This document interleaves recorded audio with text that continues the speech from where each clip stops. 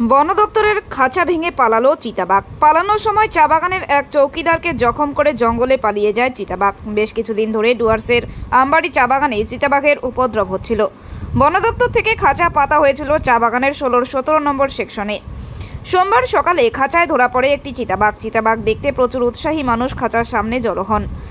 হঠাৎ কমজোরি খাঁচার দরজা ভেঙে চিতাবাঘটি বাইরে বেরিয়ে আসে। বেরোনোর সময় সামনে দাঁড়িয়ে থাকা বাগানের সর্দারকে জখম করে। आए रहे दुनिया का के सब कुदाल के लेके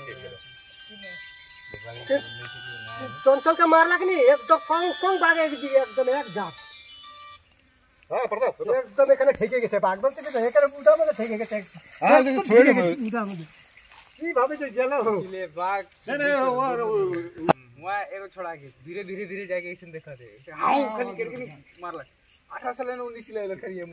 আপনার নামটা কি? আমার নাম হচ্ছে বাবুল তফাদার।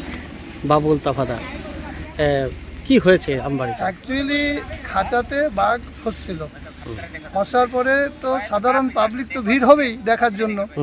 পাবলিক যখন ভিড় হয়ে গেছে বাঘ উত্তেজনা, প্রচণ্ড উত্তেজনা হয়ে গেছে। উত্তেজনা হওয়াতে কিন্তু আমার যে মনের ধারণা যে বাঘের যে খাঁচাটা ছিল সেটা উইক ছিল। যখন বাঘ অত্যাধিক উত্তেজনা হয় যে খাঁচার মধ্যে অত্যাচার করা শুরু করছে, সেটাকে যে খাঁচা কন্ট্রোল করতে না পারায় বাঘ খাঁচা থেকে বের হয়ে। যদি খাঁচাটা মজবুত থাকতো তাহলে হয়তো বাঘ বাইরে ভিতরে পারতো। তারপরে কি হলো, কাউকে ঘায়েল করেছে? হ্যাঁ, একজনকে যখন বের হয়ে পালানোর সময় একজনের বুকের মধ্যে থাবা বসিয়েও পালিয়ে গেছে। তার ছেলেটার নাম হচ্ছে চঞ্চল দাস। চঞ্চল দাস বয়সটা কত হইতে পারে? বয়স মোটামুটি 45। আচ্ছা, এরকম ঘটনা কি কখনো শুনেছেন? আমি এরকম ঘটনা আজ অব্দি শুনি না যে বাঘ ফসার পরে খাঁচার থেকে পালিয়ে যায়। কি বলবেন ডিপার্টমেন্টকে? ডিপার্টমেন্টের এটা সমস্ত দায়িত্ব। ডিপার্টমেন্ট খাঁচা যখন দিয়ে গেছে তখন খাঁচাটাকে থরোলি চেক করা উচিত ছিল যে খাঁচাটা কোথাও ড্যামেজ আছে কিনা।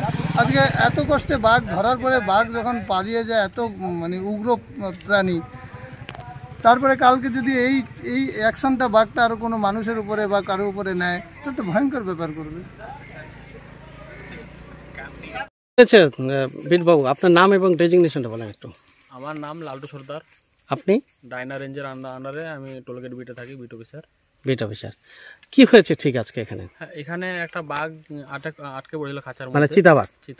চিতাবাঘ নয়, লেপার্ড আটকে পড়েছিল। তো আমাদের কাছে খবর আছে বড়বাবুর কাছে। তো আমাদের কাছে খবর আসার পরে আমরা যখন দ্বিতীয়বার খবর আসে যে খাঁচা ভেঙে বের হয়ে চলে গেছে, তো আমরা ঠিক আছে যাই, যে মানে বললো নাকি একজন ইনজুরি হয়েছে।